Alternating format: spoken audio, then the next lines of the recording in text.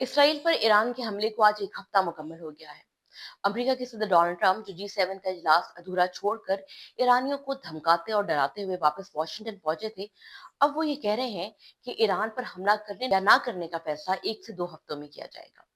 वहीं दूसरी जानिब इसराइल और ईरान के एक दूसरे पर हमले जारी हैं। दोनों बड़े-बड़े दावे कर रहे हैं, एक दूसरे को जंगी नुकसानात का बता रहे हैं।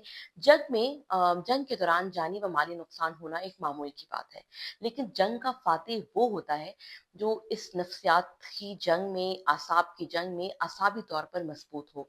और अगर कहा जाए कि बिलाशुबा इस वक़्त ईरान ने मज़बूत असाब का मुज़ाहरा किया है, बहुत स्ट्रॉन्ग रह के ना सिर्फ अमेरिका बल्कि इसराइल को भी भरपूर जवाब दिया है और कहा है कि वो इस जंग में जो है वो कोई कॉम्प्रोमाइज़ करने को तैयार नहीं है।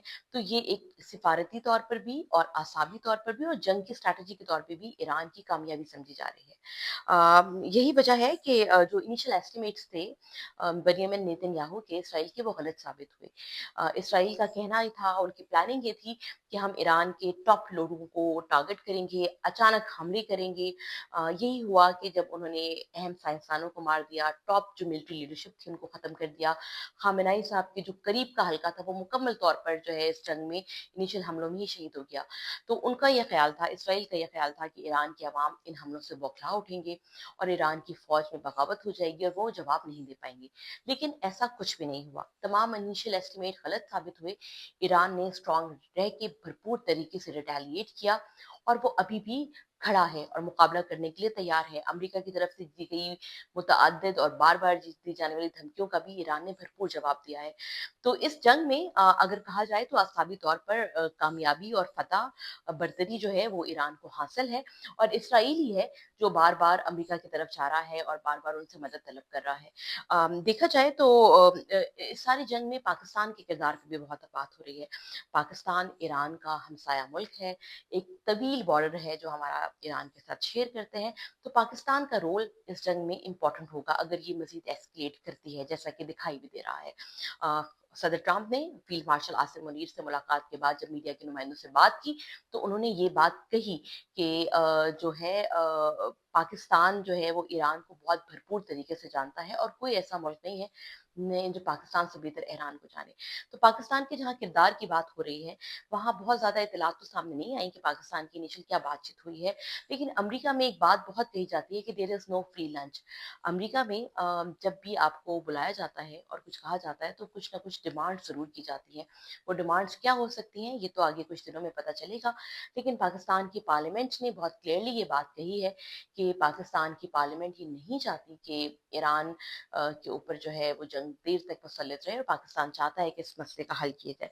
वहीं ये बात भी देखना ज़रूरी है कि ईरान में अमन होना कितना ज़रूरी है। ईरान में अमन होना इसलिए ज़रूरी है कि पाकिस्तान का दूसरा हमसाया मुल्क जो बॉर्डर कंट्री है वो इंडिया है। इंडिया से पाकिस्तान के ताल्लुकात आए दिन ख़राब रहते हैं। वहीं अफ़गानिस्तान है। अफ़गानिस्तान से पाकिस्तान को शिकवा ये है कि वो मुल्क में दहशतगर्दी को जो है वो रोकने में नाकाम रहे हैं और पाकिस्तान के खैबर पख्तूनख्वा के सूबे में मुस्तकिल जो दहशतगर्दी है उसकी बहुत बड़ी वजह सरहद पार होने वाली मनसूबाबंदी है। अब आता है तीसरा मुल्क ईरान। ईरान के साथ पाकिस्तान की 900 किलोमीटर की सरहद जो है वो मुंसलिक है। पाकिस्तान का सबसे बड़ा सूबा बलूचिस्तान जो है वो ईरान के साथ मुंसलिक है।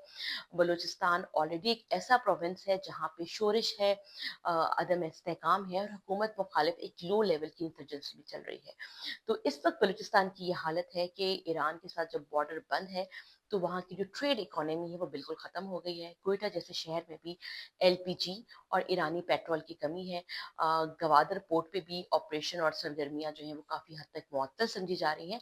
तो पाकिस्तान के जो सबसे बड़े और एक तरह से पसमानदा और शोरिश ज़दा सूबे का दारोमदार ईरान से होने वाली ट्रेड के ऊपर है। तो अगर in the long run Pakistan के ईरान के साथ ताल्लुकात ख़राब होते हैं, ट्रेड नहीं हो पाती, बॉर्डर बंद होता है, तो उसका डायरेक्ट इम्पैक्ट बलूचिस्तान पे पड़ेगा और बलूचिस्तान में हुकूमत मुखालिफ तहरीकें, हुकूमत मुखालिफ शोरिश जो है वो मज़ीद जो है वो बढ़ सकती हैं। तो पाकिस्तान को सोच समझ के जवाब देना है, क्योंकि ईरान में अगर कोई और जो गवर्नमेंट आती है, रिजीम चेंज होता है, तो उससे नुकसान पाकिस्तान को भी होगा, रीजन को भी होगा और फिर एक हमारे तीनों तरफ जो है वो ऐसे हमसाए हो जाएँगे, जहाँ जिनसे पाकिस्तान मुसलसल खतरा महसूस करेगा।